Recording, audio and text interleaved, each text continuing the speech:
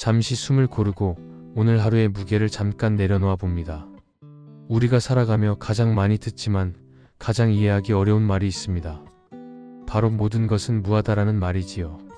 자아가 없다면 도대체 누가 기뻐하고 누가 슬퍼하고 누가 다시 태어나는 걸까요?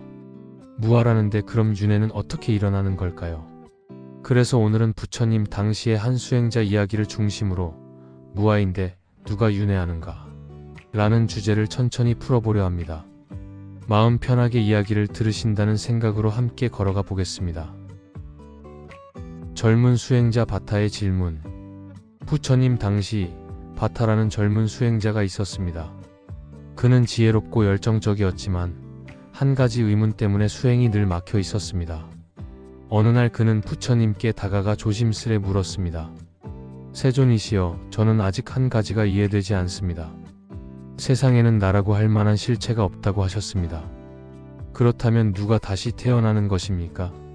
무엇이 다음 생으로 이어지는 것입니까? 바타의 얼굴에는 깊은 고민의 그림자가 드리워져 있었습니다.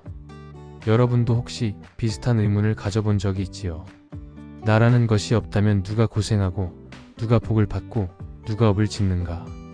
부처님은 미소를 띠며 그를 데리고 숲의 큰 나무 그늘 아래에 앉게 했습니다. 부드러운 바람이 잎사귀를 흔드는 가운데 부처님께서 말씀하셨습니다. 바타야, 사람들은 이 몸과 마음을 단단한 나라고 착각한다. 하지만 그것은 잠시 모여있는 인연일 뿐 어느 것도 홀로 존재하지 않는다. 바타는 잘 이해가 되지 않는 듯 고개를 갸웃했습니다. 부처님은 그의 마음을 읽으신 듯 한 가지 이야기를 들려주기 시작했습니다. 부처님은 바타 앞에 두 개의 등잔을 가져다가 놓으셨습니다. 하나는 이미 타고 있는 등잔, 또 하나는 아직 불이 없는 등잔이었습니다. 부처님은 타고 있는 등잔에 불을 손가락으로 가리키며 물었습니다.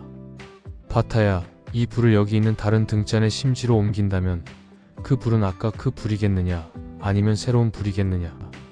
바타는 잠시 고민하다 대답했습니다. 같은 불이라고도 할 수 있고 다른 불이라고도 할 수 없습니다. 부처님은 미소 지으며 고개를 끄덕이셨습니다. 그래, 바로 그것이 윤회의 모습이다. 전혀 다른 것도 아니고 그렇다고 완전히 같은 것도 아니지. 불은 형태 없이 계속 변화하지만 불씨는 바람과 기름, 심지라는 조건을 통해 이어진다는 것. 즉, 불이 옮겨 붙었지만 고정된 어떤 것이 이동한 것은 아니라는 사실. 바타의 눈빛에 조금씩 빛이 들어오기 시작했습니다. 부처님은 다시 조용히 말씀을 이었습니다. 옛날에 한 사문이 있었느니라. 그는 욕심이 많았고 늘 자신의 이익만을 따랐다. 누가 한마디만 해도 금세 화를 냈고 자신을 조금이라도 건드리는 사람을 절대 용서하지 않았다. 사문은 나이가 들어 병이 들었고 마침내 숨을 거두었고 그가 죽기 전 마지막으로 품은 마음은 분노와 원망이었다. 그리고 그 마음의 흐름은 다음 생에 성질 불끈하는 들깨로 태어나게 만들었다. 그 들깨는 늘 먹이를 두고 싸우며 살아갔고 무슨 일이든 사납게 반응했다. 전생에서 남긴 마음의 자취가 그대로 이어진 것이지. 그런데 부처님은 이야기의 끝에 이렇게 덧붙였습니다. 그러나 분노를 품고 죽은 사문과 다음 생의 들깨는 같은 존재라 할 수 없느니라. 하지만 또한 완전히 다른 존재라고 할 수도 없느니라. 바타는 이 부분에서 다시 고민에 빠졌습니다. 부처님은 바타를 바라보며 조용히 이어 말했습니다. 윤회는 나라는 실체가 옮겨가는 것이 아니다. 다만 마음의 흐름이 이어질 뿐이다. 어떤 씨앗이 땅에 떨어져 발아하고 자라 꽃을 피우지만 그 씨앗과 꽃을 두고 완전히 같다고도 완전히 다르다고도 할 수 없는 것처럼 윤회란 고정된 자아가 건너가는 것이 아니라 업의 흐름이 조건을 따라 계속 이어지는 것일 뿐이니라. 바타는 고개를 끄덕였지만 여전히 남은 의문이 있어 보였습니다. 부처님은 마지막으로 한 가지 비유를 들려주셨습니다.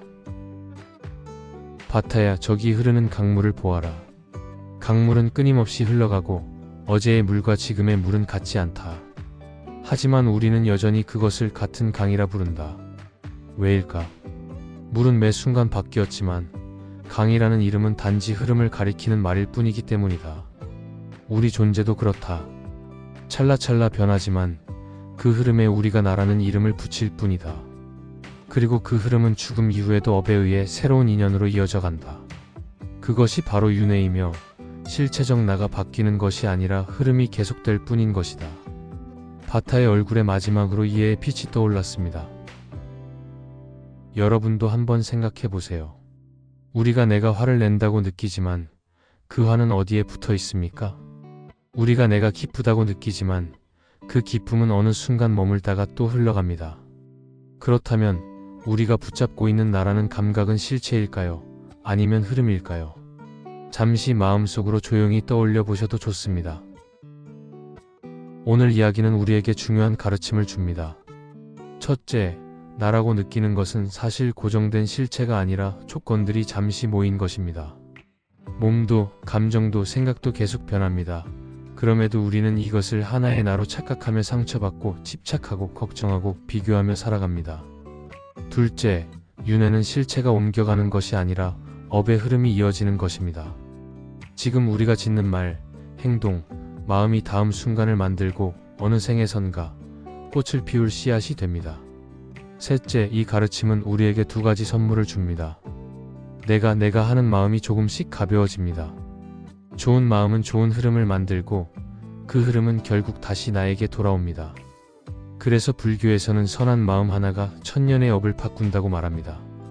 오늘 이야기에서처럼 분노를 품으면 분노의 흐름이 이어지고 자비를 품으면 자비의 흐름이 이어집니다. 우리는 고정된 나가 아니라 매 순간 새롭게 변화하는 존재입니다. 그 사실을 알게 되면 나도 누군가도 조금 더 부드럽게 바라볼 수 있게 됩니다. 오늘 우리는 무아인데 누가 윤회하는가?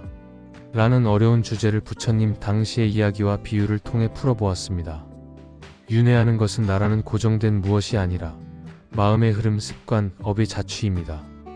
그러나 그것은 완전히 같은 것도 아니고 전혀 다른 것도 아닌 불꽃처럼 연속된 변화일 뿐입니다.